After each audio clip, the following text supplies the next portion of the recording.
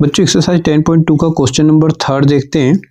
Question क्या कहता है, write two different vectors having same direction. तो इसमें आपको दो डिफरेंट वेक्टर्स लिखने हैं बच्चों जिसकी डायरेक्शन सेम हो। तो डायरेक्शन के लिए सबसे पहले मैं इस क्वेश्चन को सॉल्व करने से पहले आपको कुछ नोट करा देता हूँ। क्या नोट करना है, बहुत जरूरी चीज़ है बच्चों कि अगर ए वेक्टर्स, मान लीजिए एक वेक्टर्स ये है ए वेक्टर्स, ठीक है, और दूसरा वेक्टर्स जो है मान लीजिए और ये है बी वेक्टर्स, ठीक है, बी वेक्टर्स। अगर मान लीजिए ये दोनों वेक्टर्स पैरेलल हैं, अगर A vectors and B vectors and A vectors and B vectors are parallel, तो अगर ये पैरेलल हैं, ये बात आपको नोट कर लेना है। इफ कब होंगे, जब ए वेक्टर्स इक्वल टू क्या होगा, लैम्डा बी वेक्टर्स, ठीक है। ये बात आपको बच्चों याद रखना है कि अगर दो वेक्टर्स पैरेलल हैं तो ये केस होता है, ठीक है। ए वेक्टर्स किसके इक्वल होगा, लैम्डा बी वेक्टर्स। लेकिन एक बात इसमें ध्यान रखना है बच्चों, अगर ये अगर यहाँ पर लैम्डा पॉजिटिव है तो A vectors and B vectors, ये बात ध्यान रखना बच्चों, A vectors and B vectors have same direction. तो उस केस में इसका डायरेक्शन क्या होगा, सेम होगा, ठीक है, राइट। जैसे एग्जाम्पल से समझें पहले बात को। फॉर एग्जाम्पल अगर मैं ये कहता हूँ बच्चों कि ए वेक्टर्स, ठीक है, मान लीजिए, और मैं कहता हूँ 5 बी वेक्टर्स के इक्वल है, 5 टाइम्स बी वेक्टर्स। तो अगर ये 5 वेक्टर्स मैंने 5 टाइम्स लिया प्लस का 5 ले रखा है, तो इसका मतलब ये है कि ए वेक्टर्स और बी वेक्टर्स का सेम डायरेक्शन होगा, ठीक है। बस बी वेक्टर जो होगा वो ए वेक्टर जो होगा वो बी वेक्टर का 5 टाइम्स मैग्नीट्यूड में होगा, ठीक है, राइट। तो आपको ध्यान रखना है बच्चों, लेकिन साथ में एक बात और याद रखना है कि अगर लैम्डा, इफ सेकंड केस है इसमें, इफ लैम्डा जो है लैम्डा इज नेगेटिव, तो उस केस में ए वेक्टर्स एंड बी वेक्टर्स की जो डायरेक्शन है आर अपोजिट इन डायरेक्शन, वो जो होंगे वो अपोजिट होंगे इन डायरेक्शन,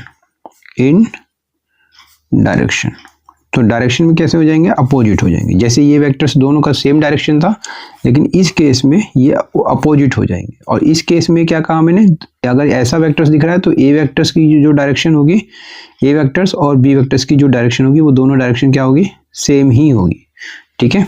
ये ए वेक्टर्स हो गया मान लीजिए और ये आपका बी वेक्टर्स, क्योंकि ए वेक्टर्स 5 टाइम्स बी वेक्टर्स के, ठीक है। तो ये आपका ए वेक्टर्स यहाँ पर मैंने एज्यूम किया है, ए वेक्टर्स, और ये आपका बी वेक्टर्स।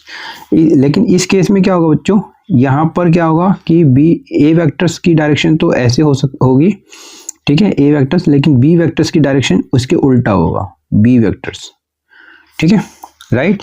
क्यों, क्योंकि लैम्डा माइनस में, तो इस केस में जैसे ए वेक्टर्स अगर किसके इक्वल है, माइनस का बी वेक्टर्स, तो क्या होगा बच्चों, ये केस पॉसिबल होगा। अब मैं यहाँ पर क्वेश्चन नंबर 3 की बात कर रहा हूँ। तो उसने क्या कहा था कि दो डिफरेंट वेक्टर्स बताइए जिसका सेम डायरेक्शन हो। तो ए वेक्टर्स आपको कोई भी वेक्टर्स लिख लेना है। तो मैं यहाँ पर क्या लूँगा बच्चों, ये आपका आई कैप, ऐसे 2j कैप, जैसा कि मैंने सेकंड नंबर क्वेश्चन में किया था, और ये आपका 3k कैप, ये ए वेक्टर्स हो गया। अब आपको इसका 2 टाइम्स 3 टाइम्स या 4 टाइम्स आपको कर लेना है और बी वेक्टर्स देना है।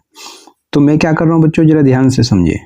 तो मैं इसी का क्या कर रहा हूँ, 2 टाइम्स कर रहा हूँ। तो 2i कैप, ये आपका 4j कैप, और ये आपका 6k कैप, ठीक है, क्लियर, समझ में आ रहा है। तो उसने क्या कहा था, सेम डायरेक्शन होना चाहिए। तो बी वेक्टर्स मैंने ये लिख लिया। अब आपको क्या लिखना है बच्चों, तो यहाँ पर देखें, तो बी वेक्टर्स जो है, वेक्टर जो वो ए वेक्टर्स का क्या है, 2 टाइम्स है।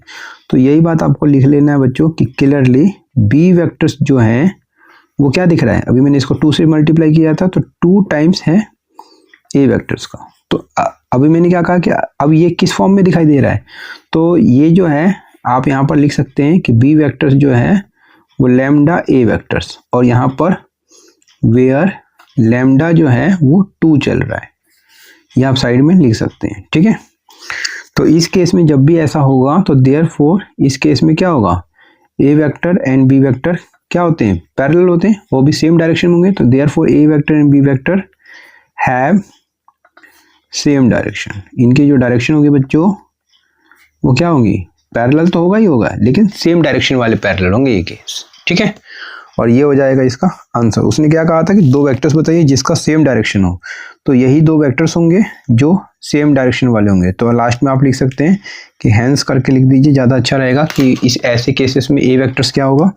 तो ए वेक्टर्स जो होगा वो आपका आई कैप, 2j कैप और ये आपका 3k कैप। एंड करके बी वेक्टर्स भी बता दीजिए कि भैया क्या होगा, 2i कैप, 4j कैप और 6k कैप।